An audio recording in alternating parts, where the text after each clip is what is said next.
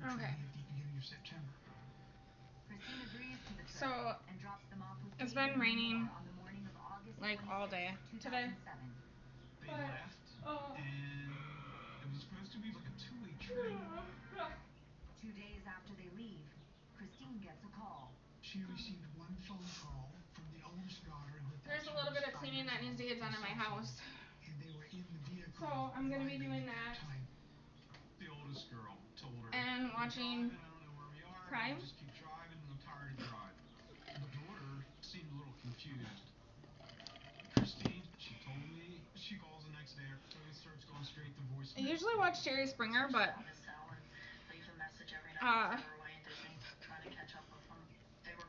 I don't know. A rainy day calls for crime music or crime TV, I guess. So she calls the Vision Center, and they said David hasn't come So back to work yet. So now she's I'm really gonna freaking start out. picking up. She is I'm worried watching about the TV. girls' safety and about whether she's ever going to see them again. If I don't yawn. David has become unpredictable. He's with his mother, who is a known antagonist. With no other options available, Christine calls the police and files a missing persons report. I'm not sure what this I one was is about. assigned as the missing persons investigator for the case. One of the first things I did, I tried calling David's cell phone, and it went straight to You voicemail. damn chickens. The day after he takes the case, Scare me. Christine follows up with Detective Schreiner about a discovery she's just made through David's business partner. Christine goes down to the Vision Center, and while she's there, David's partner tells Christine that she recently had bought the business from him. I actually went there and spoke to the new owner, and she had told me she had purchased the optometry business first around $900,000. So he had a very, I very swear, large cachet of money. my kids cannot pick up their To go clothes on the run. worth anything. When detectives follow up at his house, they find more evidence that David has no plans to return.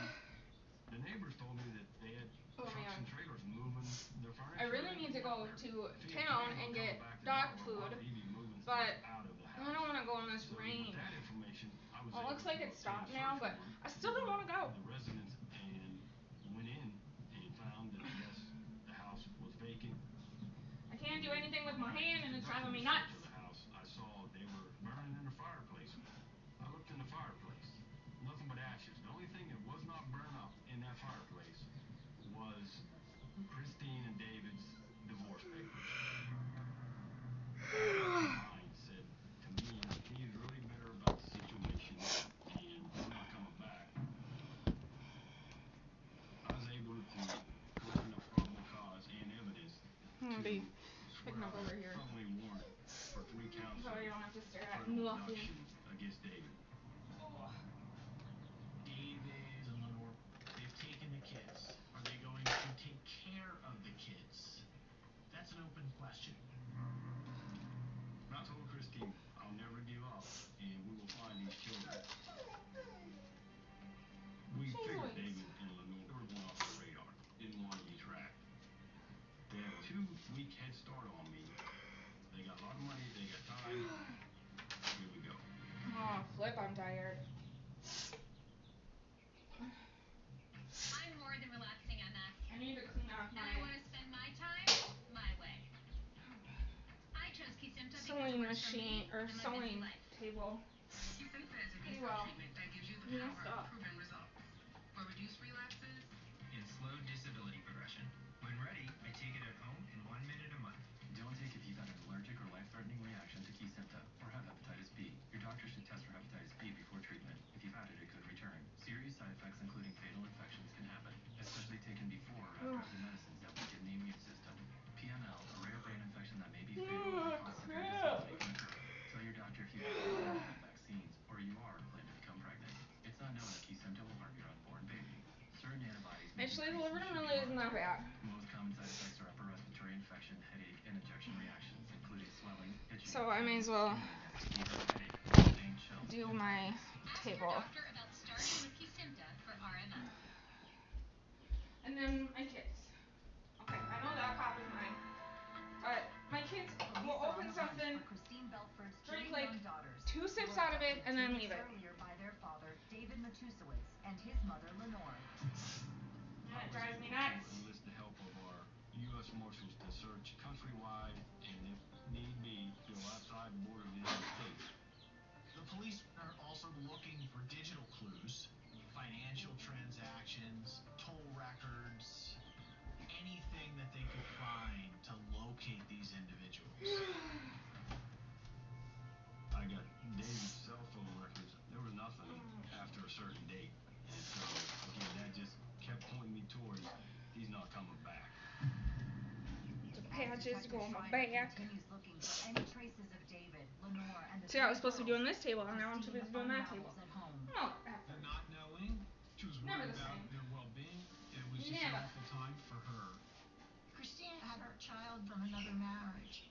The other child was older and knew what was going on, but she tried to keep everything as normal as she could for the older girl. I wasn't gonna I can't start imagine cleaning, what she went through. but Think of yourself. Think of having your I need children to stay taken away. awake. That's terrible. So I figured I better While get Christine's up and start. concerns increase by the day, Detective Schreiner looks for answers from David's family, starting with David's father, who lives nearby in Smyrna, Delaware. I asked him the standard questions of where did your son and wife and grandchildren go? He was very vague. He was very unconcerned. If my wife and grandchildren were missing and Gotta the feed police my were chickens looking, quick. I would do everything I could to help.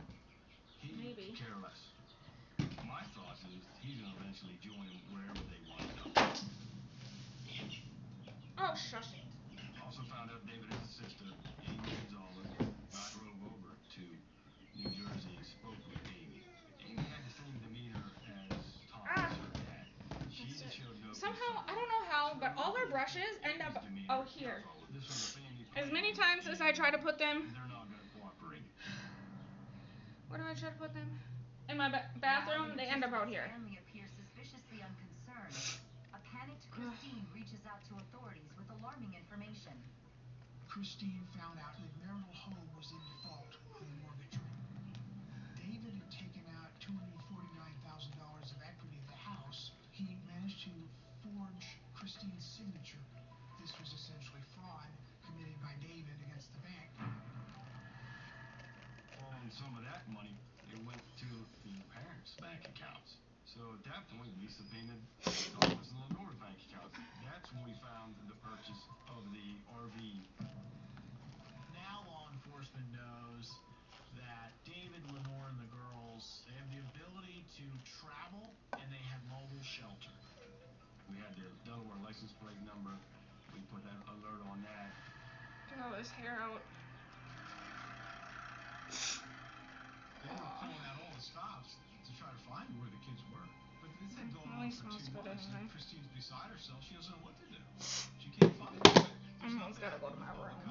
So I sat down and talked to Christine to get the story out there. Well, let me just tell me, how are you feeling? Shock initially, now I'm sort of. Wilmington News Journal finally published our big story in 5 months. We're having tacos tonight for supper, so. She went through this for months of wondering where her kids were, and that was her life. Ugh. So, that'll be. I think I'm gonna have the girls help me make it. Cause it's just hamburger. Thomas and Amy. So that shouldn't be too hard. If he was overly concerned about his wife and grandkids and son, why would you move and not tell the lead investigator that, hey, if you come up with anything, here's where I'll be?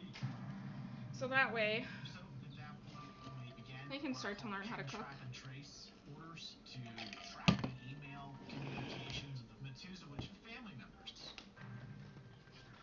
Another year would pass before the next lead on the case, when the U.S. Marshals get a hit on their high-tech tracing software. They were able to see email communications were resolving to internet connections in South America. Investigators. My kids don't know how to put stuff away, I swear. Sister Amy made a call to I a gotta hang this on my wall. in Managua, Nicaragua. So they went to the real estate agent with pictures of David and Lenore and the kids. Okay, so I took all this off. Do you mostly all the bloody stuff too. And Because the real estate agent said, I know I should not have, but I was her name's Blanca. taking like a pencil or something and just going and itching and itching and itching and itching. This was then. So I was like, oh crap, I'm gonna get a bruise. Like, I'm gonna start itching so bad I'm gonna peel my skin. So I took it all off, threw away the bloody stuff, put new stuff on. But before I did all that, well, after I took all that stuff off, I put a bunch of lotion on my arm. Not where my scars are, but everywhere else. And she has to get a plane reservation in Nicaragua, get it tonight, because you're going to be on the plane tomorrow. On March 12th, 2009, sorry, she finally found her family, or her kids. To find the Matusowitz family. So they all go down, and the authorities. But anyway, after I put a bunch of lotion on, then I wrapped it all up, and I do have the new ones on up here, but they took David and Lenore into custody, but I had to, because otherwise I would have kept itching and itching and itching until there was not nothing. She sees her children. The oldest daughter lost 30 pounds, and she's only a 7-year-old kid. The other daughter, her teeth are so abscessed that she's going to need surgery. Aww. When the eldest child is reunited with Christine, she said, "You're alive." You're alive. Christine says, "Of course I'm alive." And it becomes clear through their conversations that David had told her daughter when she was kidnapped that Christine had committed suicide. Oh my gosh. It's a very, very devious, evil thing to say to a child. I mean, yeah, you can say a lot of things to your kids, but later, she's got her kids back. That's kind of harsh. Christine's daughters struggled to adjust after 19 months apart from their mother. Chris had told me that upstairs she had 2 bedrooms, and she put the oldest girl in one, she put the younger 2 in the other. And when she woke up in the morning, the 3 that had been through this ordeal were all in together. And after that, she had to set the bedroom up for 3 because they wouldn't be separated. Well, it makes sense. Oh, poor kids. 9 months after being located abroad, David pleads guilty to kidnapping and bank fraud. He faced up to 30 years in prison, but because of he had never been in any trouble, he got 4 years in federal prison. That's it? Lenore also pleaded guilty. She got 18 months for her crimes. I thought they both got off pretty easy. I mean, taking 3 kids and leading them on an 18-month odyssey, making the mother suffer like that. Is that all that's worth? They should have got way more. Decision. She decides she's actually going to fight back. Whenever I talked to her, she was strong. She didn't break down. But there's been times where I'm like, should I just give up the fight? And I'm like, I can't. I've come too far. On January 8th, 2010, Christine files a motion in family court and successfully terminates David's parental rights, eliminating any access he has to the children. Oh, good. That termination would likewise terminate the grandparental rights of Thomas and Lenore Matusowicz. The result of that court decision is a dramatic escalation in the A lot of this stuff over here is my kids and stuff. They're gonna have to figure out what they're gonna do with it. You're telling me when I switch to T-Mobile, you'll give me an iPhone 16 Pro. You'll help me out with my old phone. Freaking hand hurts. That's right. No trade-in. There's always a trade-in. Not right now at T-Mobile. Also at T-Mobile, you save at least 20%. Like I have to give you something in return for karma. Boxer razors. I don't know. Banana peel. It's our best iPhone offer ever. Switch to T-Mobile. New iPhone 16 Pro Plus Plus. No trade-in need. Who even pay off your old phone up to $800. Take whatever you want. I can't put my hair in a ponytail. This clip thing doesn't work lately. I can't use my fingers. It's driving me crazy. I mean, it is what it is, but... Looking at 1,000 years of breaking and entering. I'm tired. Pardon my butterfingers. Then this Orchid Pro comes along. It's like some people just don't want infectious disease in their kitchen. I did a lot of tossing and turning last night, though. And some weird dreams. Is enraged after Christine daughters from their lives. There was this multi-pronged effort after that to defame her and to make her appear to be someone who was not. I miss the garbage. That's when they started putting together this dossier that eventually became this website called A Grandmother's Impossible Choice. It's a story that Lenore largely writes from a jail cell. Oh, gosh. And that becomes the narrative that the Matusowicz's actions were wholly justified out of concern for the welfare of the children. So they would do things like print out a copy of the website and mail it, or type letters that had the allegations from the website and send them to Christine's friends, to her family, to her employers, to her church. And what emerges is Christine recoils. It chills her. She stops engaging. This is having the intended effect of disrupting her daily life. But I never saw them going to church after that, and before that she'd been quite active.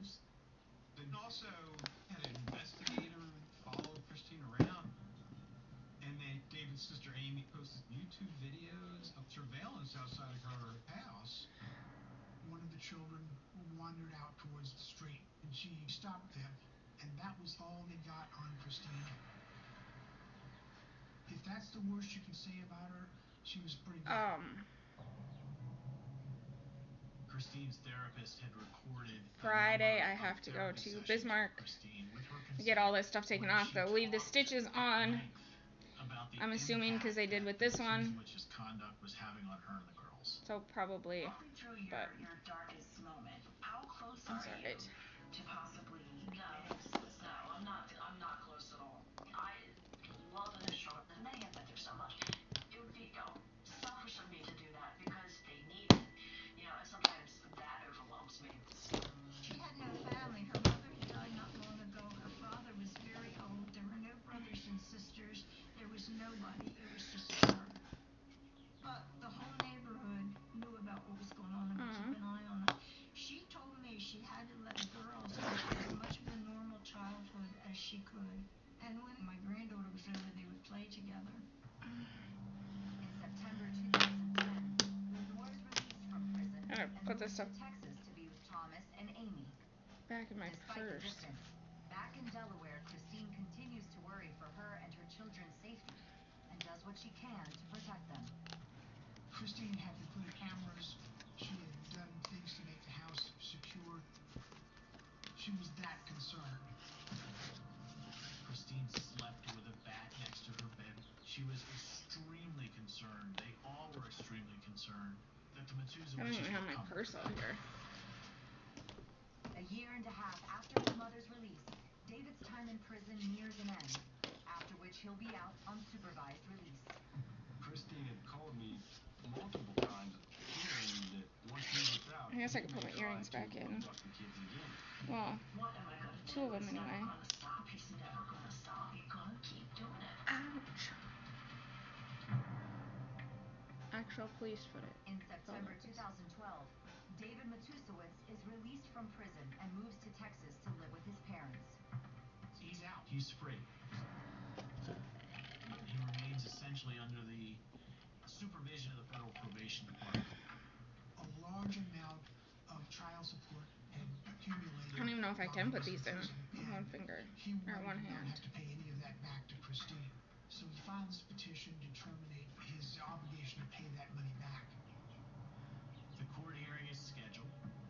Christine is notified that she has to appear in court with David, who she has not seen in years. She does not want to go to the hearing, and she's told she has to come to the hearing. Yeah, you kinda got stuff. David goes to the United States Probation Office and says, I've been ordered to appear in court for a hearing on my child support payments, and I need permission to travel to Delaware. I haven't been using my hand, but it's freaking hurting today. His mother and father are going to travel with him to Delaware. They kill him. That unrelenting itch. When moderate to severe eczema is uncontrolled despite treatment, it makes you resourceful. Not just a ruler, it's a back scratcher. So, when eczema's out of hand, show it who's boss with Not sure if I got it. Itch relief fast. As soon Oh, as yeah, I did. and get clear skin In the right fast. one, but I did. Nemuvio works like nothing I'm gonna get before. new stones to put in there for these. Nemuvio blocks the signaling from IL-31, a switch that triggers key symptoms of eczema. But This is the first treatment of its kind that calms the nerves that make you itch, soothes inflammation, and restores skin barrier. I mean, Do not take if allergic to Nemuvio. my sewing table isn't completely all cleaned off, but it'll be a little bit before I can sew again. So it mostly has my to-do lists Get over your itch fast and get skin clearance that lasts. and my Dermatology specialist about Nemuvio today. wallet and all that stuff, because I don't want to put it in my purse. The morning of February 11th, 2013. Christine drops her girls at school and heads for the courthouse. Beth Mulford, a neighbor and very good friend of hers, offered to come with her to support her. Christine This weekend I have to be in Fargo. In Bismarck. They're getting ready to go through the line. And I do have. And someone walks right up to them, fires shots right through their bodies. They're killed pretty much instantly. Geez, that's like right in the freaking courthouse. Courthouse murders quickly travels through the community.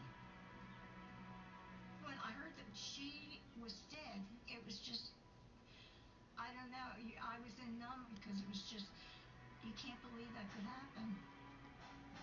And then to find out her friend that went with her was killed, I was hoping it was wrong.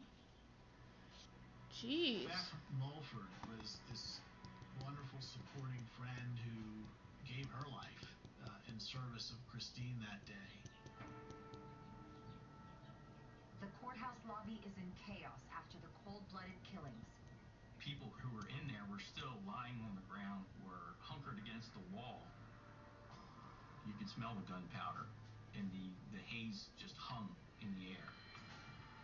I had been struck, and the other officer had been struck. They had taken us by ambulance to the hospital to be checked out. Officers, through identification that he had on him, were able to identify the gunman as Thomas Matusewicz. They approached me and said the shooter was Thomas Matusewicz, who I knew to be David's father. With the revelation that Thomas Matusewicz is the deceased shooter, Oh my goodness. Detective Schreiner turns his attention to Christine's estranged husband, who he knows is on the scene. We had to find where David Matusewicz was. Anyway, I have to be in Bismarck on Friday, and then I have graduation Sunday. Was getting released to go outside to leave. So I ran over to the escalator. He was at the bottom of the escalator, getting ready to head to the back door of the courthouse. At that point, I yelled Thinking down, if I should stay the night or not. He looked up, turned around, and walked back to us. David is quickly escorted to a private room in the courthouse for questioning. I don't know. Do you know what's happened here? No, I'm still waiting for someone to tell me that. Do you know your dad to have a gun? My dad has guns. I didn't think he was supposed to have any today. Has he been mad and disgruntled over this whole... I'm sure he has. It's his grandkids, right? Right.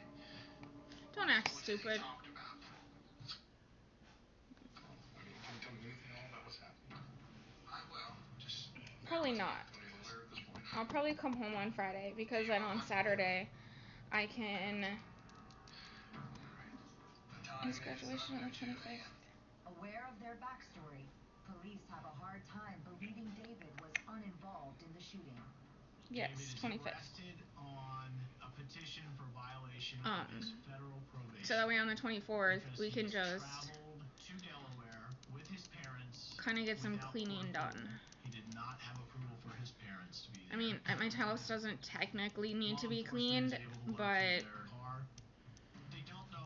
it can somewhat kind of get cleaned. And I think the chickens will be going outside. Well, 4 of them anyway. 2 of them won't. We found 3 sets of handcuffs in successively smaller sizes, including 1 set of thumb cuffs that would fit a very After seeing the contents of the car, authorities quickly realized Christine's children need immediate protection from the remaining members of the Matusowitz family. Which is the sister and the mom. The investigators we have Our to find grandma. the kids and get them into our custody so they'll be safe. Ow. I know they're a tight-knit family that does what they have to do for each family member. I knew that Lenore was willing to go to prison for these kids.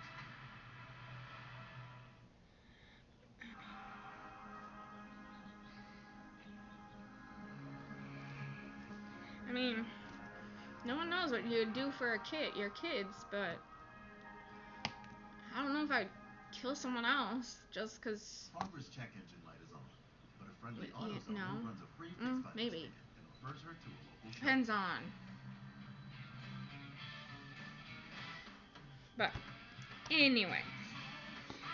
But we'll probably come home Saturday so we can do some cleaning. Your toilet paper leaving you with an unclean feeling you can't shake? You deserve Cottonelle Ultra Clean and Flushable Wipes. Together, Cottonelle Ripples clean even better, so you feel clean as a... You've got the right to a better wipe.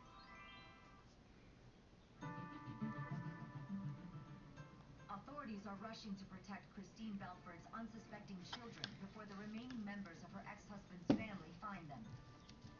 The Delaware State Police go to the kids' schools. Maybe I am using my finger more than I thought. Actually pull them out of class. I didn't think I was, but take them into protective custody from the school that day. Maybe I am.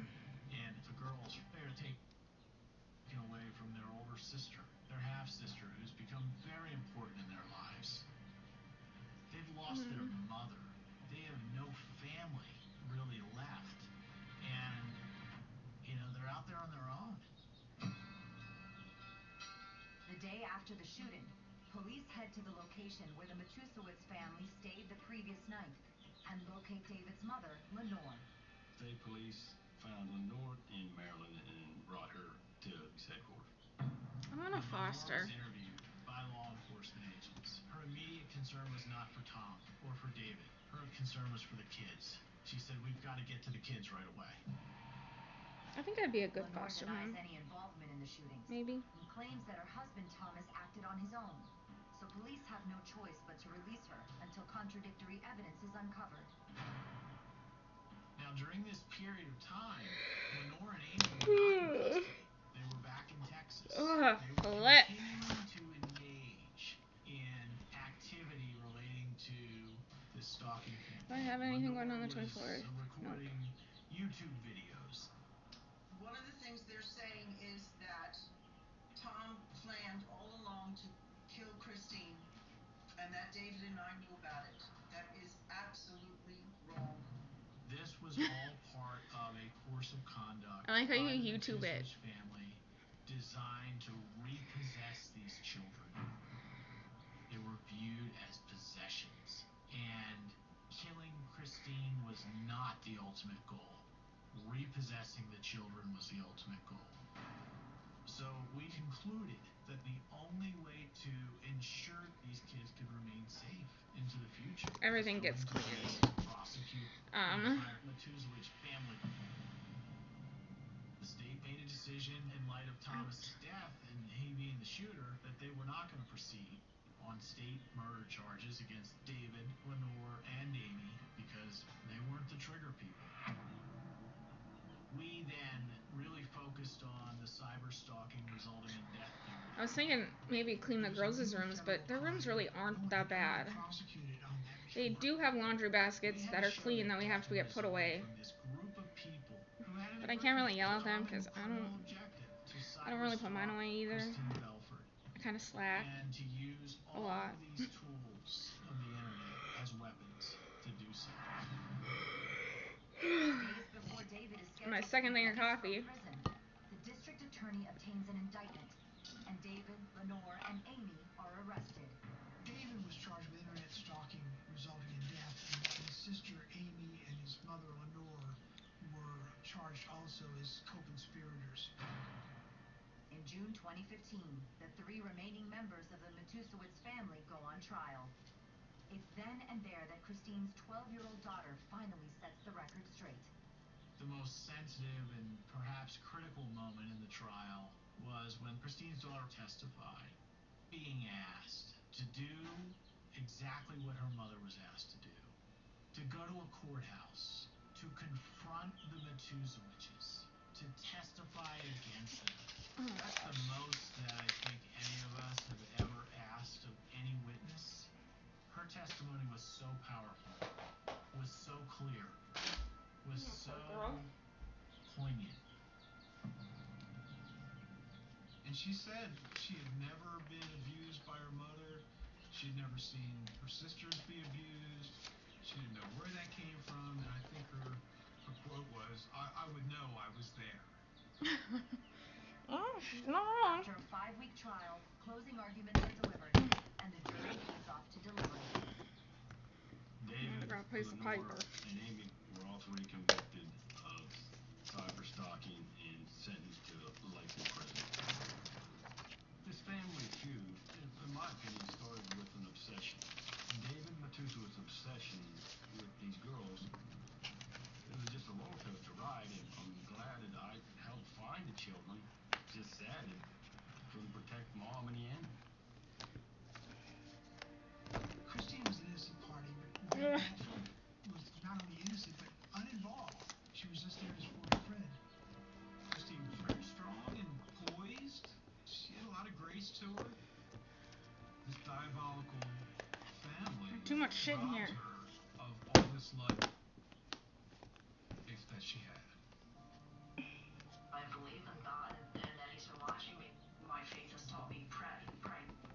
After her murder, Christine's 3 daughters remain in the care of the state. Their whereabouts are still unknown by their older sister. The girls would do anything for Christine. It was a very happy, loving Why wouldn't they let relationship. the older I sister? would be with the mother and daughters. It's a shame that everything had to happen like that, and he gets to live and she doesn't. I'm doing this for the girls. I hope that they get the idea that we're all thinking of them, and we all remember. We haven't forgotten.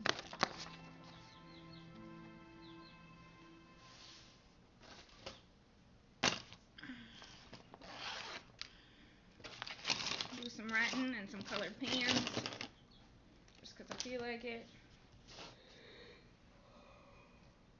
Ugh.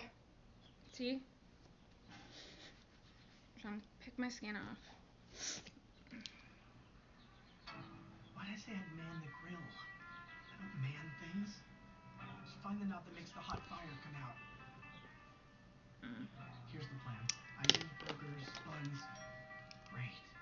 Look at me go. I'm a grilling machine. How's it going? Literally about 3 more minutes. You've got to turn it on. 5 minutes. Go take a dip, dude. Didn't have the grill Excited on. to see people bite into my creations. A harrowing hit-and-run in a suburb of Phoenix. A silver-colored SUV turned directly into these 2 women and drove over at least one of these women. It was a nightmare unfolding before their eyes. Reveals a family in turmoil.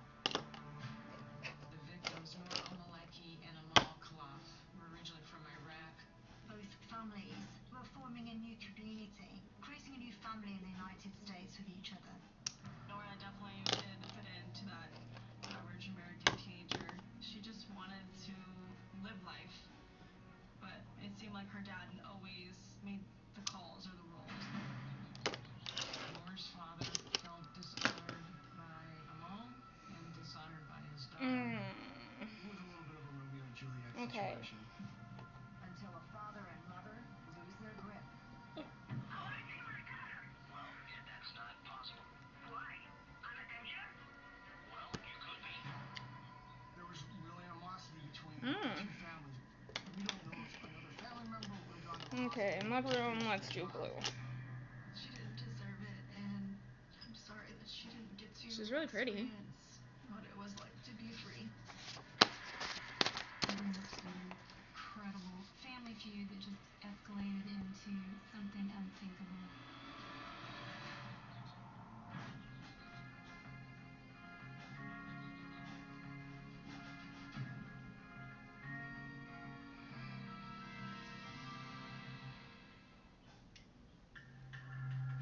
feel like there's a tick crawling on me. I haven't seen one today, but I feel like there is. It's driving me nuts. The callers stated that a silver-colored SUV had struck two women in the parking lot of the Department of Economic Security building. When officers responded to the parking lot of the DES, they found a woman who looked like she had been struck by a vehicle and she got thrown quite a distance. There was another younger female who was on the ground. She was laying in the rocks near a tree. She was face down and she had significant injuries. But thankfully, both victims were still alive. Officers shut down that parking lot, and paramedics arrived on scene and treated both female victims and transferred them. Gotta think of what we gotta do in the mudroom. The floor. We gotta pick up garbage if there is any. The witnesses were claiming there usually isn't, but most likely not an accident. Just in case. And shoes. By the time Chris and I got on the scene, the two females had already been transported to the hospital. So I was in possession of their purses. Okay. I ended up looking at those to figure out basically who these women were. Lockers. We learned that it was a 20-year-old female named Noor Al-Maleki, and it was a 43-year-old woman named Amal Khalaf.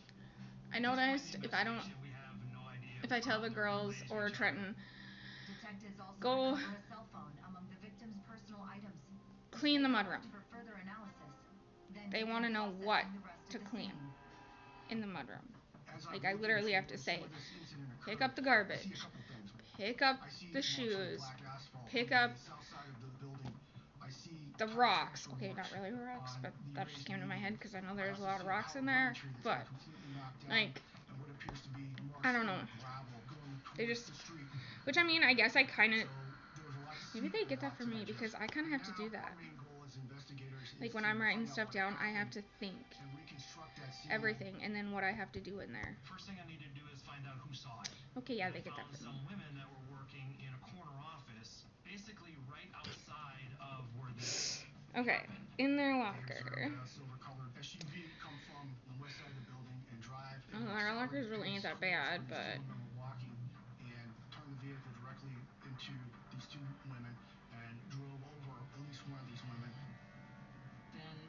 coats, they could put some of their coats away. Stopped and then tore out of the scene. They said it was just chaos and terror, and it was just a nightmare unfolding before their eyes. Witnesses described the vehicle as being a silver, possibly a Jeep SUV, possibly a couple years old, but none of the witnesses or bystanders were able to obtain a license plate on this vehicle. So we have a vehicle, but the detectives are still confused as to why somebody would race through a parking lot and strike two women and then leave. We had to figure out who they were and why this happened.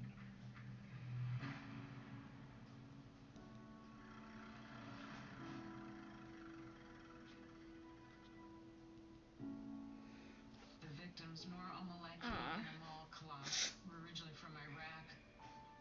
In the early 90s, Amal Khalaf and her family moved to the United States.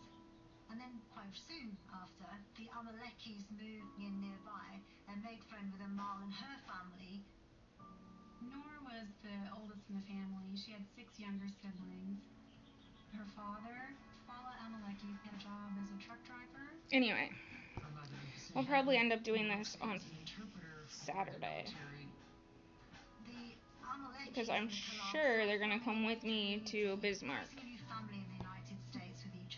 Which I wouldn't know why, but they probably will. Babysit for the family, and the relationship grew between Amal and Noor.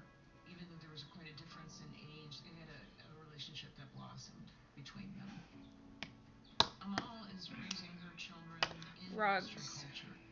Falena and Sahan try to raise their family in the traditional Iraqi culture, which is somewhat difficult and challenging given that they're living in Peoria, Arizona.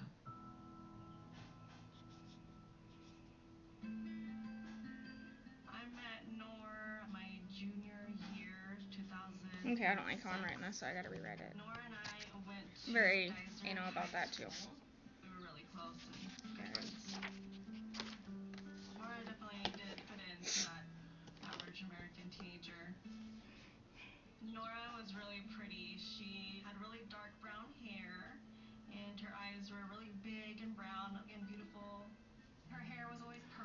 She is really pretty. Hair into perfection. Ouch. I could see her definitely using. I don't even know what I'm watching. She had a lot of hair.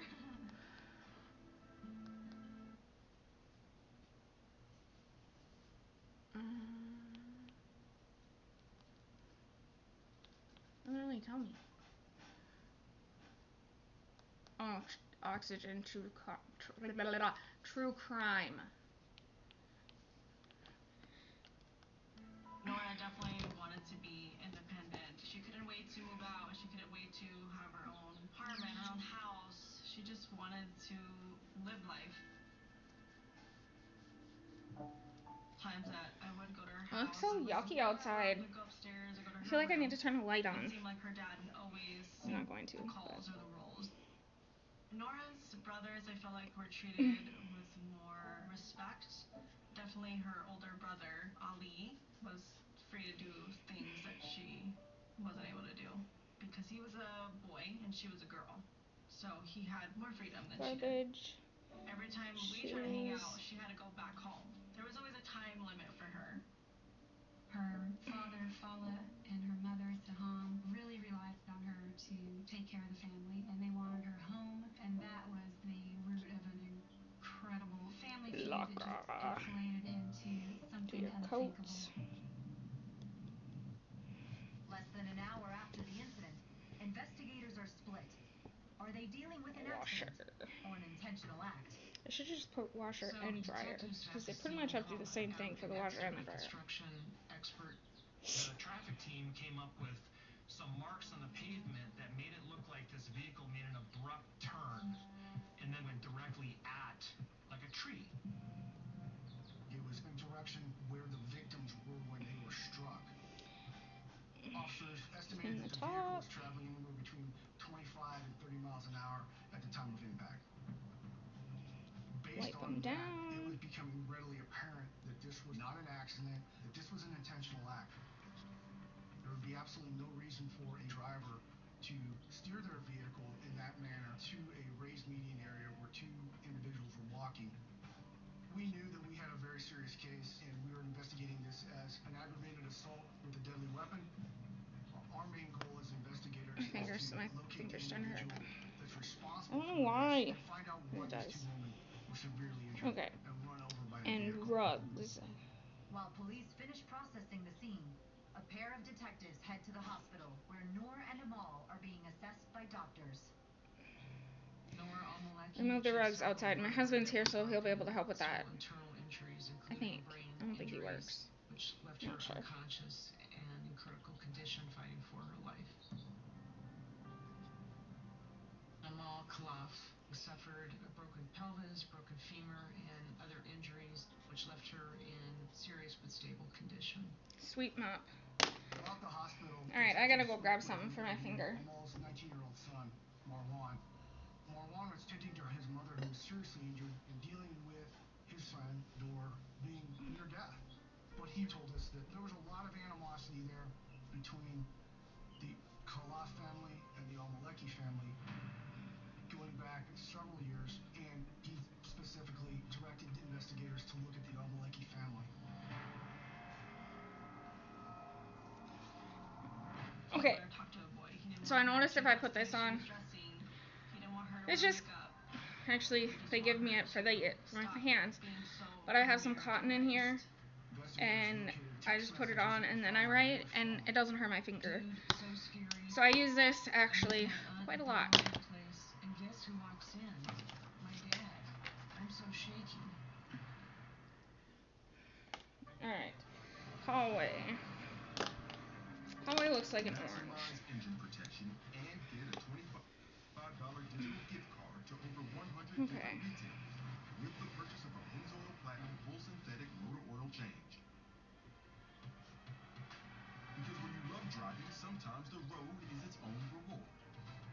Okay, hallway. In the hallway. Pennzoil. Long may we drive.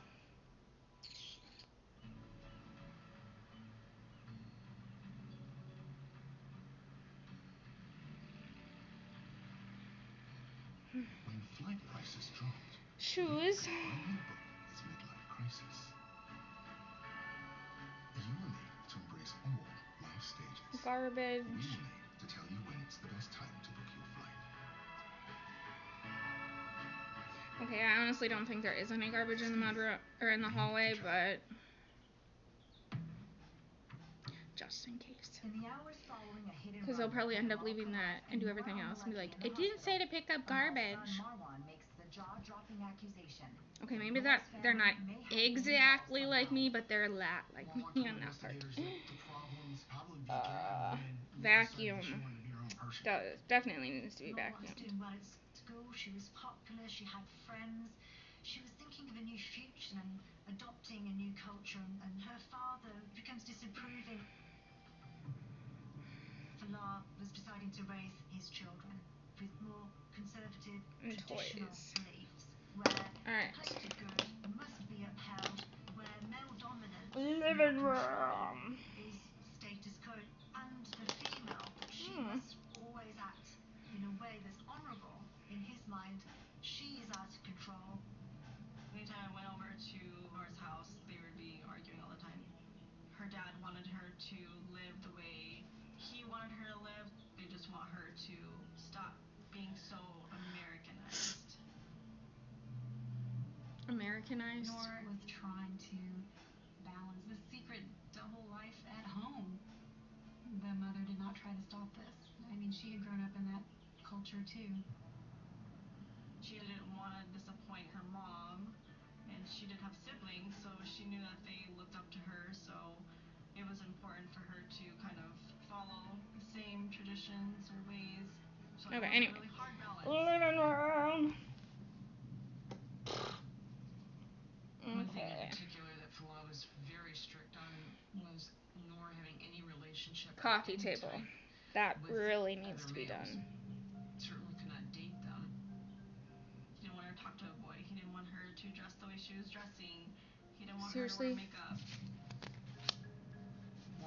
I'm writing this wrong again, and it's kind of irritating. Her being not true to the beliefs of the family, and that because of her actions, she was bringing dishonor to the family.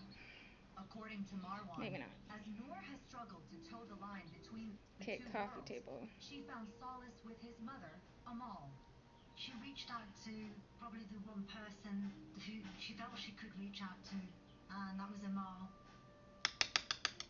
I'm gonna have to rewrite this over. Nora's parents treated her, Amal treated her with love and respect, and from what I gather, she felt safe there, and she felt like she could be herself, and she could live her life. Very anal. Amal is raising her children in the Western culture. She has embraced it, which is totally opposite of what's happening in Nora's family. And Nora begins dating Marwan, Amal's son. Nora was spending more and more time over at his family's house, and so it was young love. As Noor's relationship with the Khalaf family blossoms, her home life continues to deteriorate. Alright, I gotta turn my light on. Tensions rise between my husband would be so proud of me. Fala learned that Nora was dating Marwan. Investigators learned that Fala was incredibly frustrated and angry with Noor dating Marwan. When he comes home at night, he's always like, did we pay the electric bill? Yes. Well, how come you don't have no lights on? I can't see. You can see. Just fine. This time, she gathers her belongings and she really makes an effort to try and okay, I think I'm gonna put the living room and kitchen first. Oh. She got an apartment with a friend. She began going to community college. No coffee. Arizona, and she got a job at a restaurant. Within a very short time, Fala and Seham show up at the restaurant and harass Noor. Living room. Stating that she needs to get home. I'm gonna do that one she first. Be working. Her actions are bringing dishonor to the family. It got to the point where she has to quit her job. So without any money or resources, Noor returns back home with her parents. It's raining again. Noor still feels dutiful toward them, and as a concession to them, she vows not to see Marwan anymore. Based on initial statements by Marwan at the hospital the night. Okay, living room. This wasn't just an issue between Noor and coffee table. This is an issue between the Al-Malekis and Amal's family children. Marwan believed that the Al-Malekis were responsible for this.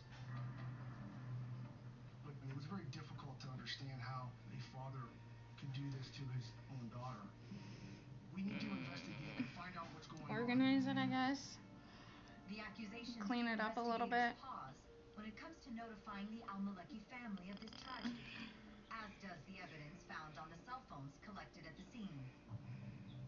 One of the key pieces of evidence that we located was a text message Noor had between herself and a friend on the date and the time of the incident. At 1:18 p.m., Noor sent to a friend the following: "Dude, so scary. I'm with my aunt at the welfare place, and guess who walks in? Okay. My dad. I'm Coffee so table, shaky." clean and organized. All 3 end tables need to be cleaned. Noor replied, "I don't think so. His fat ass is right by the door, so I can't even leave, LOL. I'm laughing like a crazy person.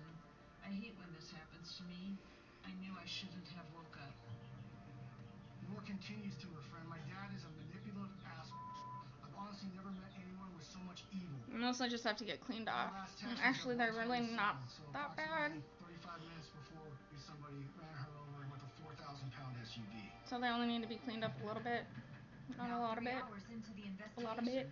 a pair of detectives head to the home of the Al-Maleki family to question Underneath the Noor's TV. father, Definitely needs while to be the team at cleaned. the hospital learn one of the victims is able to speak. Detectives were able to speak to them all before she went into surgery. We had to obtain a translator. And she says she saw who the driver was. Who was it? Commercial. In addition to the family, needs an addition to your space. He's gonna love this. So we're here to help you make the most of it. He'll love that too. Mow the grass. Under the TV. With points on purchases, when you're a Can't really do anything with my table, so that's good. And convenient same-day delivery. The floor. You can enjoy summer together. Lowe's knows how to help you summer. When migraine strikes, do you question the trade-offs of treating? Behind It works fast, and most have migraine the pain relief within 2 hours. chairs. You can treat it anytime, anywhere. Tell your doctor all medicines Under you the take. couch. Don't take up allergic with strong CYP3A4 inhibitors. Get help right away for allergic reactions like trouble breathing, face, mouth, tongue, or throat swelling, which may occur hours to days after. Okay, so behind the chairs, under the couch. Migraine pain relief starts with you. Learn how AbbVie can help you save on Ubrelvy. Just hours after being attacked in a hit-and-run, Okay, Amal couch. is miraculously ready to speak to detectives. They're kind of like an everyday thing. A fairly extensive interview with her before she goes into surgery. Amal was able to tell detectives what actually happened in the minutes before the incident. On the day of the incident, Amal... Trying to think, there's a lot of blankets out here. Trying to think what I should do with them. Noor had gone there to translate for Amal. I love to just put them in my closet. They had recently moved. They went inside. While there, I'm not gonna put that on here though. Talat happens to walk in. So I'll probably end up doing that today. That's when Noor begins texting her friend. Or tomorrow. My dad just walked in. I mean, I honestly could do some of this cleaning by myself, and I probably will, so I don't have to do much because it is summer break. But to a point, I can only do so much, which I hate because they have to do a lot, but then they understand, so they're mad, but they're not that mad, kind of thing. Besides, they always have to do the floor because I cannot bend. That's just not me. I can't do that. Excuse me. Alright.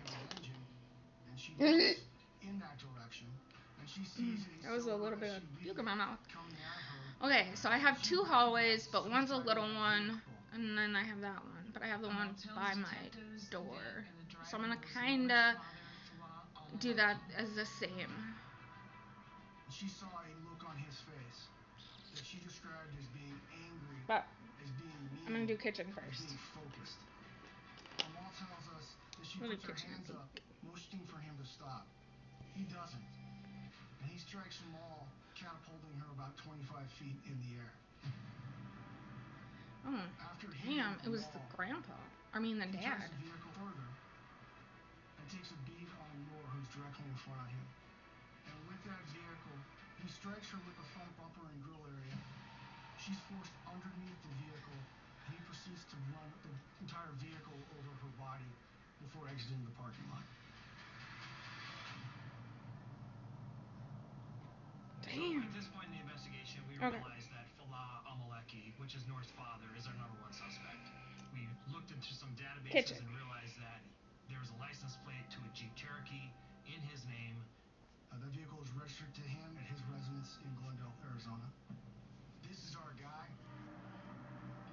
It's unfathomable for me as a father that a parent would do this to a beautiful 20-year-old female that had her whole life in front of her. Yeah, why would you do that to your own kid? Like, for real. I mean, some days my kids piss me off so much, but I would never, ever do anything like that. No. When we first got in the neighborhood where the Al-Malekis reside, we conducted surveillance out there. I mean, sometimes I just want to hit them over the head and be like, seriously? But while detectives keep an eye on the home, not that. records are pulled and analyzed. Based on where that's too much. Okay, kitchen. Oh man. Oh man, kitchen's a lot. For 46 minutes prior to this incident. So we know that he was laying in wait. We know that he knew that our victims were inside that building. I wonder when those other things are coming. That Falah had called Ali, the oldest son, and for his wife Seham. I ordered some more stuff for the juice and the snacks. Those black things. I ordered more, and I know I'm just not sure when they're coming. I ordered 2 more. But that would be awesome if they were here by then, so I could get them delivered. I mean, get that organized. We were already armed with some information, and we knew that he had made several phone calls to Ali before and after the incident.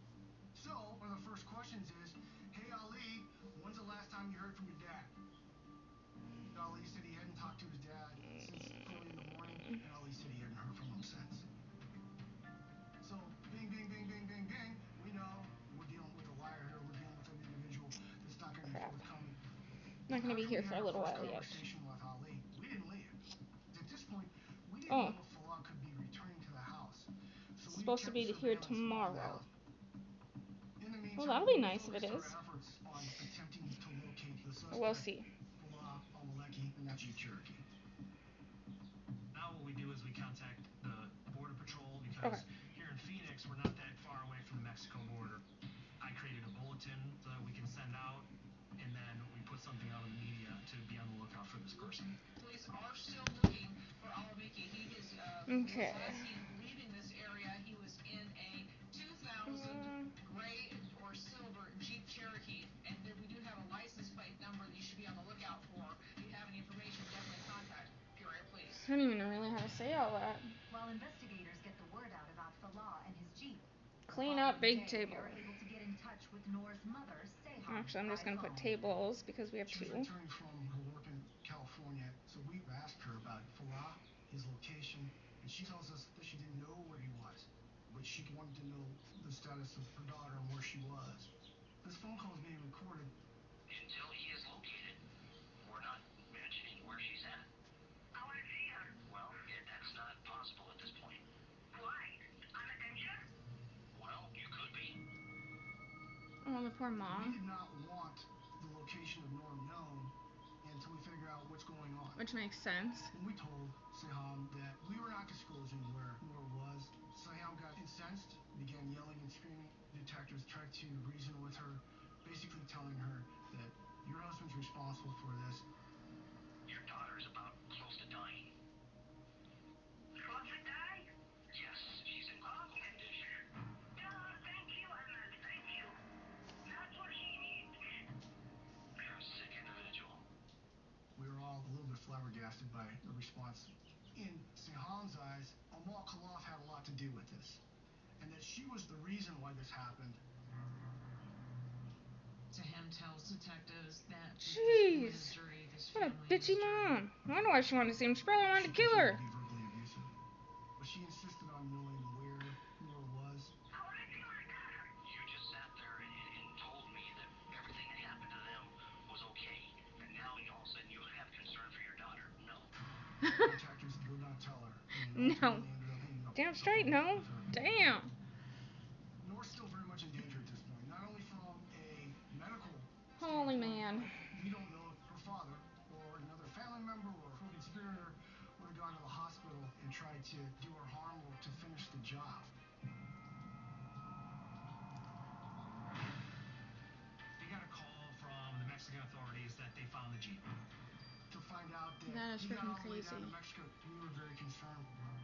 The family was helping Nora's father get away.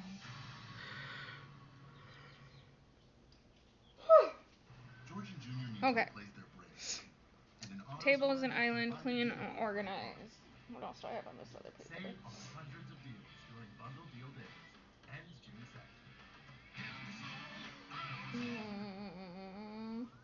Floor. Dupixent helps people with asthma breathe better. So this is better. And this. Dupixent's an add-on treatment for specific types of moderate to severe asthma. I'm just gonna like put organize by the mini fridge area. It's proven to help prevent asthma Over there. attacks. So I don't really know what to write for that. Get help right away for face, mouth, tongue, or throat swelling, wheezing, or trouble breathing. Tell your doctor right away if signs of inflamed blood vessels like rash, chest pain, worsening shortness of breath, brown or dark colored urine, tingling or numbness in limbs. Tell your doctor of new or worsening skin symptoms, joint aches and pain, or a parasitic infection. Don't change or stop other treatments without talking to your doctor. Ask your specialist about Dupixent. Okay. Despite investigators' best efforts keeping Nora's location a secret, it's not enough to keep her Pick up family everything away. off the floor. Ultimately, family members did determine where Nora was being treated, and word travels fast, so at some point, everybody knew where Nora and Amal were, and the family members congregated there. Based on the adverse context that we had with the Al-Maleki family, I felt that Nora was still in danger. So we decided to post our SWAT team members at her door. With no clear evidence implicating Nora's mother, Seham, in the incident, investigators have no choice but to let her see her daughter. When Nora's mother went to see her in the hospital, Nora's mother touched Nora, and Nora's heart started beating really fast. Very, very, very telling sign. It almost seems like she knew that she was possibly in danger. Nora's family continues to remain tight-lipped, so detectives follow up with Marwan to gain more insight into the family dynamics, particularly Falah's motive. Marwan told investigators that the biggest thing for Falah that motivated him the most was a very serious incident that happened when Nora was about 17 or 18. So years ago. In 2007, her father pulled her out of high school. She was a senior, and he told her she needed to go to Iraq to visit a sick relative. So off Nora went, and when she got there, she realized she'd been tricked, that he had arranged a marriage for her there, and she was supposed to go through with it. Accounts of her having to make a choice between 5 older men. I believe they were Falah's male relatives. Nora had told me that her dad forced her to marry somebody. She definitely did not want to do that. She wanted to be married to who she wanted to be married Pick to. everything up. Her dad just thought that she was being too much like an American and didn't want her Clean to and be organize, like that. I guess. This happens when Nora was 17, at a time when she was mature. I wonder when that other stuff is I can coming. only imagine the absolute fear and trauma she felt, knowing that she didn't have a passport, she's in a different country, she has no control. Marwan tells detectives Nora never revealed how the marriage ended, but she returned to the United States a few months later. She'll be here tomorrow. And in the aftermath, her relationship with her father continued to break down. Oh yeah, I got stuff from Amazon arriving today. Stuff I needed. And a mop. Okay. So that will be here. So, In June 2009, counters and was cupboards I'm Joanne's gonna put. final blowout, and Nor left and went and slept in the van of a longtime I need to family get a pot. friend, Amal Khalaf. And Amal woke up to find Nor in the van, and Nor said her father had hit her. So Amal's family took her in, and Nor's family didn't approve of that. Amal, by providing that solace and comfort, was undermining how they thought Noor should be treated, which was with disrespect and contempt. Noor begins seeing Marwan again, and Falah and Sahem find out. Oh man, then they get As pissed. far as he was concerned, this was the ultimate insult. Noor's father now was not only at war with his daughter, but with Amal's family. He threatened Noor that if she didn't leave that house, something bad was going to happen. About 2 months prior to this incident, Falah and Saham arrived at Amal's house at approximately 1 o'clock in the morning, demanding that Noor come home, pounding on the door, making such a disturbance that the police were called. Jeez. Police arrive and he confronts Falah right there at the doorway of Amal's house. He said, "I'm here to bring my daughter back." Falah began telling the officer that the Western United States laws don't pertain to him, and he would spend the rest of his life in jail to have his daughter not live with his family. Yeah, no shit. Killing words only months prior to the hit and run, and as of now, still on the run, Falah has managed to avoid the law. Law enforcement continued to conduct surveillance, and we learned that Al-Maliki was an insulin-dependent diabetic, and we had figured that perhaps he may have tried to get a prescription prior to leaving. We had reached out and notified the pharmacy. Hey, if somebody comes in here, please notify the police. 2 days after the incident, October 22nd, we received just that information. Somebody picked up a prescription in Noor's father's name, but it wasn't him. The description of the people who picked up the prescription matched the description of Ali and Sahem. Mother and son. It seemed like they were trying to connect with him. Disturbed by this revelation. Okay. And questioned So, why the family of the victim appears to be aiding their main suspect. Counter and cupboards. Like this before, but I had previously read articles on honor violence and honor killings, and I saw so many similarities. The UN estimated 5,000 women in the world are killed each year in so-called honor killings. They're typically associated with countries in South Asia and Arab cultures, but they also occur across Europe and across North America. Victims of honor-based violence and honor killings are being told that their behavior is shameful, and it's not one perpetrator, but it's a collective of people trying to bring them back into life by using verbal abuse, coercive control, physical force. It's a predetermined, premeditated action, but it's also Flip. something that's usually agreed upon not only by the perpetrator but Okay, the so perpetrator's spouse. counters and cupboards. I have some stuff coming for the pots and pans. In the potential honor killing, the case has a major breakthrough. My Tupperware, I tried to find stuff to organize that with, but to organize your Tupperware, you need a Tupperware. So that doesn't work. So I'm not sure how to do the organizing the Tupperware containers because it just does not work. But we still didn't know where this person was. Can't figure it out. I was frustrated beyond frustrated to find out that he got all the way down to Mexico. We were very concerned. He was going to try to get the back guy. Counter and cupboards clean and organized. Back in the United States. That was our biggest fear, that we were not going to be able to bring justice to Amal and Noor.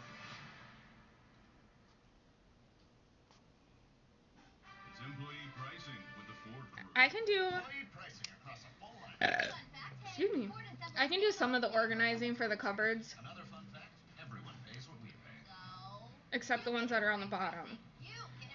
Those ones I really cannot do. But the seasoning, I just did that one, so that one's good. Pricing available across a full lineup of Ford The trucks and SUVs. Employee pricing, you pay what we pay. Only from your local Ford dealer. Being short-staffed, we all have to plates and cups. That one's good. I just did my baking cupboard, so that's good. The coffee cupboard, I just did that one, so that's good. The Tupperware needs it just a little bit, but that one's pretty good. Pots and pans is the only one that needs it, and that's only because I'm getting new stuff for it. So that should be pretty easy. And I usually keep the counters pretty well cleaned, so that won't take long. Okay. On October 27th, we get a phone call from British Customs from Gatwick International Airport in London, England, saying we got Al-Maleki. We got him detained. And we learned that he had flown from Mexico City directly to London Gatwick. Upon getting off the plane, he was met by British Customs, and they put him on the first plane back to the United States, which happened to be a flight the following morning to Atlanta, Georgia. Just gonna put stove and dishwasher. Chris and I flew to Atlanta. Just clean up. We were gonna rush to get there so we could be there when he got off the plane. When Falah comes off the plane, we escort him to the customs office there at the airport, and we start an interview with him. One of the main questions was, why did you do it? Initially, Al-Maleki told us, I didn't mean to do that. It was totally an accident. I lost control of the vehicle. Well, Detective Balsa and I both know, based on that scene reconstruction, this is no accident. So we checked him on that a little bit, and he goes from, oh, it was an accident to, oh, I wanted to drive close to them and spit on them. I wanted to scare them, but I didn't want to hurt them. Oh, jeez. Okay, I put stove. We gotta clean the bottom because that.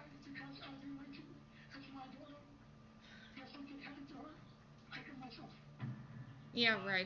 I don't believe you. But anyway. He wasn't asking how she was doing, what her condition was, and to be honest with you, I don't even know if he knew at that point whether or not she was dead or alive. At one point, it seemed like he was going to show some remorse. In the stove, the bottom needs to be cleaned out, which I can do that. Because I have something to put on the bottom. Which I should have done when I first got my stove, but I never did.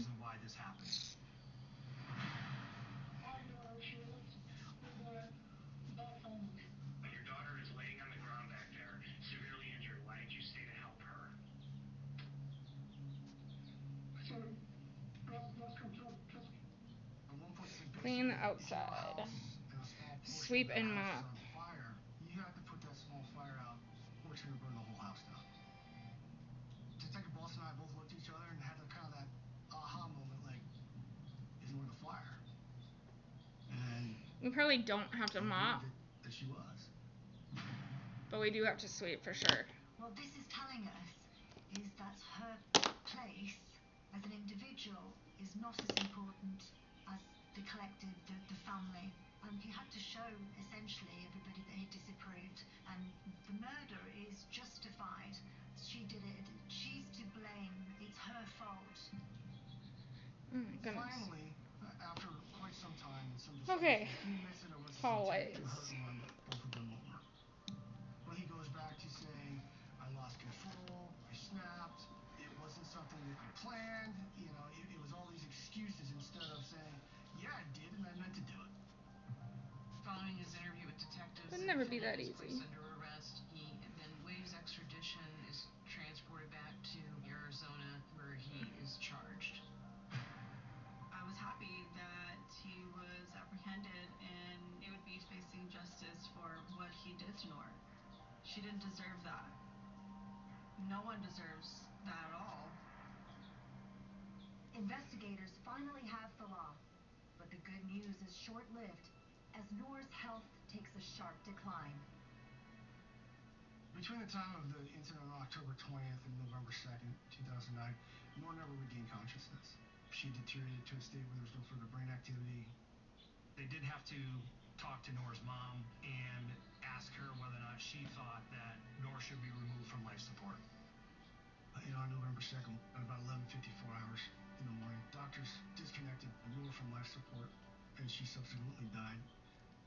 She was 20 years old. That's horrible.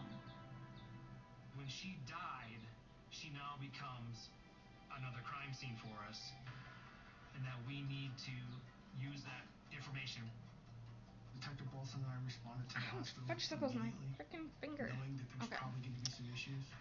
In some Muslim traditions, they do not I have to figure out what to do with that. an autopsy to be conducted on the dead body. So Detective Bolson and I get to the ICU and we're met with a lot of people that are out very happy to see us, including members of the Al-Maleki family, to include Ali, who basically told me that we were not taking his sister anywhere. Meaning that that was not an option, that we have to have an autopsy because if the doctor will say she died because of this and it was homicide, then we don't have a case. Okay, sweep him up.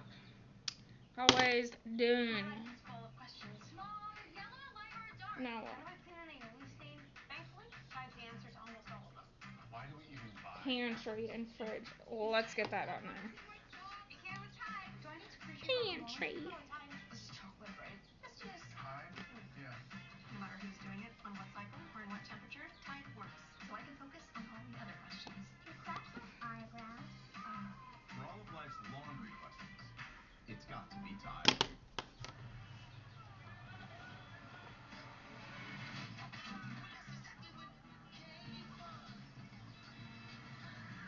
And actually, the pantry doesn't need to be done because I literally just did that too this weekend.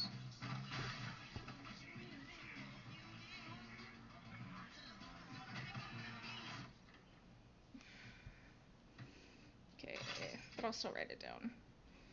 Okay, pantry organized.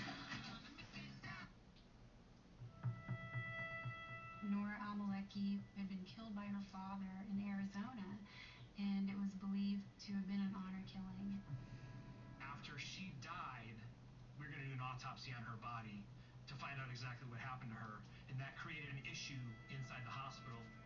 Family members started showing up because they did not want an autopsy on the body. They started to try to block us from going in the room. I called some patrol officers here to assist us, basically telling the Al-Maleki family if they do anything to Noor, we're taking everybody to jail. Everybody's going. Damn. No concerns that there may be an attempt to try Find to out what mom needs to buy. Which I kind of already did that, so I don't really need to buy anything, but fridge. Noor's body is secured and taken back to the examiner's office, where investigators take a closer look. They found the blood foolish trauma caused the injuries, which caused the blood clots, and then all her organs ultimately shut down when an infection spread throughout her body. All of those medical maladies were a result of what Fallah did to her. The official medical examiner's report says the cause of death was blunt force trauma, and the manner was homicide. Fallah was charged with first-degree premeditated murder and aggravated assault and leaving the scene. Yeah, but what about the only are not charged with any crimes, although mother and there was son? certainly evidence tending to implicate them in at least assisting Okay. in Fallah's escape. It was the assessment of the county attorney's office that there was insufficient evidence that we could prove their participation beyond a reasonable doubt. Focusing their case against Fallah, attorneys prepare for the closely watched trial, but find Noor's own family continuing to work against their case. The entire Clean out, family, organize in the fridge. from the family came in support of Noor. Tell mom if you need anything. Trial proceeded on January 24th, 2011, almost 2 years since Noor's passing. It was the first honor killing to be tried in the state of Arizona. Fallah Al-Maleki pleads not guilty. One family friend does agree to testify for Noor. Fallah's second target, Amal Khalaf herself. Oh, she made it. Amal had to face Fallah in the courtroom, but she could not even look at him. She told me to calm down. He's not gonna harm us. They came behind the building. He was driving so fast. What did you do when you saw him? Like this, I did. No. After over 3 weeks in trial, the case was given to the jury for deliberations, and after 4 days of deliberations, they returned a verdict. The verdict was on count 1, premeditated murder, not guilty. What? But they did find the lesser offense of guilty on second-degree murder, which means non-premeditated murder. The emotion raw from He was Nora's crying. boyfriend who shouted out during the proceedings and was let out in tears. No, like, well, before that, the dad was crying. He was ultimately sentenced to 34 and a half years in the Department of Corrections. Oh. I'm sorry, Noor. All I did. I'm very sorry. From working this case, I learned a lot about this culture. And I've learned to love a lot about this culture too. And for him to do this, I think it gives this culture a bad name when it really shouldn't, because we're talking about a complete extreme end of That's fucking this crazy. culture. Oh, 2 o'clock, almost time for me to get the kids. It makes me really sad. I'm sorry that she didn't get to experience what it was like to be free. Mudroom. He took my best friend away from me, but away from her just living her life when she just wanted to be happy.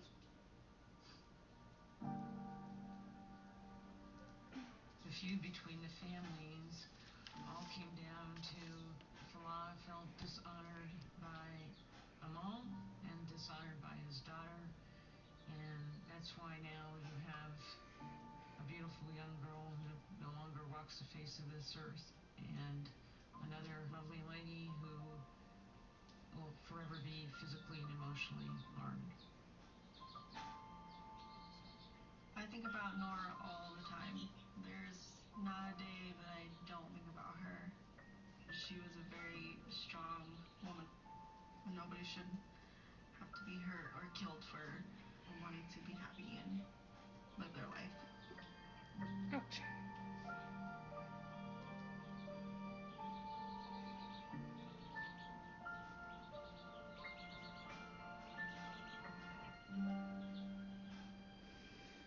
My foot's still hurting. Hasn't really gotten any better.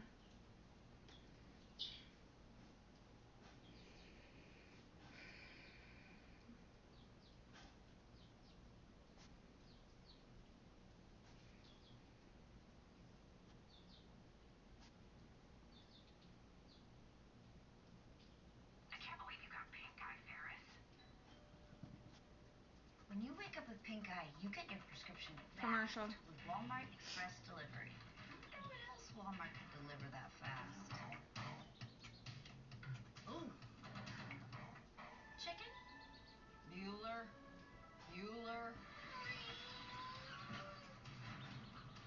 Life moves pretty fast. If you're not using Walmart Express Delivery for your prescription, you could miss it. Okay. Anyway, wash and dryer, wipe off outside, and clean the inside. Was murdered and then set on fire. I've never seen anything like that in my career. I really didn't know what all was going on other than my brother was dead. Bruce was engaged in this feud I had to sneeze. with his 2 stepsons, Brandon and Kevin. They just hated each other. It was very clear. They hated each other. Woofda. Okay. Changed the headstone, so it no longer says Kathy Swan on it. It now has her maiden name on it. It was meant to hurt him, and it did. While digital forensics uncover a spiteful history. Okay. I'm gonna write the girls' bathroom, or the girls' rooms down too, and the bathrooms. I ended up getting But some pages he actually thought he deleted. I'll do that, and those cars, the rooms, bathrooms. And a trap set by the victim reveals the killer. Red. He killed this man on a surveillance camera. All he done is help this kid. He treated him like a son. Okay. Bathrooms. Both bathrooms.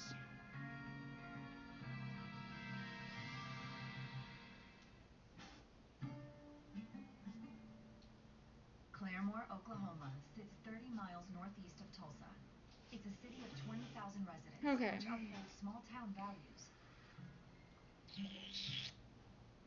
But in the fall of 2018, an emergency call upends this peaceful community. A A 911 call came in early that morning that there was Sounding a like smoke thunder. seen on the property. It was very well known local businessman Rick Swan. Okay. Firefighters So immediately in the bathrooms. and found a large barn engulfed in Counters. The firemen that had arrived could Clean see that off there was counters. an RV inside that metal building. And that RV was the source of the fire. The fire department ripped down the overhead door and they hooked onto the RV. Okay, clean They off get out of there to counters. try to get this fire put out. Firefighters were able to get the RV out, extinguish the flames.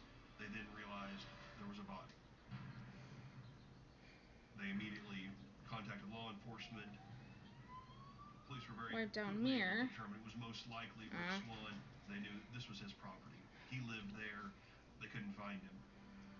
We didn't know if we were looking at a suicide, an accidental death, or homicide.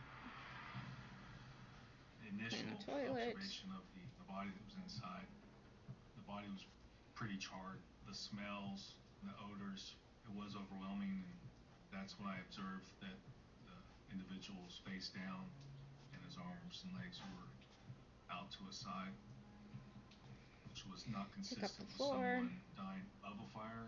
You would expect the arms and legs to curl up from the pain.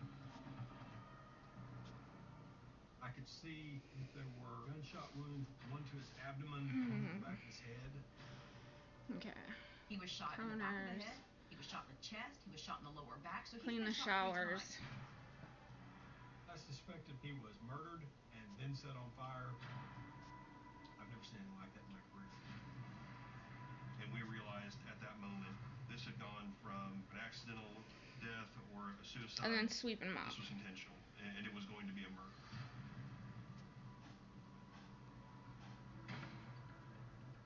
Shooting someone in the back of the head is awfully brutal, and then you hate that man so bad that you light him on fire. That's pretty tough stuff. The victim is transported to the medical examiner's office while investigators begin assessing the charred remains of the barn and RV. But my phone, my tablet is gonna die, so I'm gonna get off, and I think I'm gonna turn some music on to try to wake up a little bit before I have to go and get the kids. Because my son has an hour detention, so I'm probably just gonna sit around and Frederick, go to the store, the girls can get something to eat and drink, and then sit around for a little bit until it's time to get him from detention. So I will be on tomorrow. Talk to you later. Bye.